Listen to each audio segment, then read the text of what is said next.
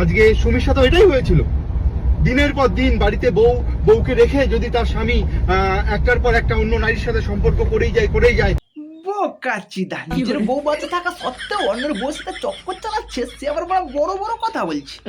তোর কথা মতো তোমার তোর বউয়েরও কর্তব্য অন্য নিয়ে পালিয়ে যাওয়ার। ঠিক বলেছো। আমার যেদিন থেকে সুমির সাথে সম্পর্ক হয়েছে, এমন না যে আমি সুমিকে ব্যবহার করে ছেড়ে দিয়েছি। এই তো মনে হয় এতক্ষণ পরে এটা মদ্দা মাংসের মতো কথা বললিস। খেয়ে ছেড়ে কেন দেবো? মালটাকে রেখে দিয়ে প্রতিদিন খাবো, তাই বলে তুই মালটাকে নিয়ে মানে এইভাবে পালিয়ে যাবি?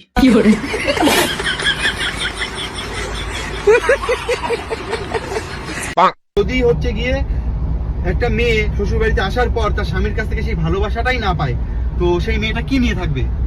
আমার সাথে পরিচয় হয়েছে, আমার কাছ থেকে সুমি ভালোবাসা পেয়েছে।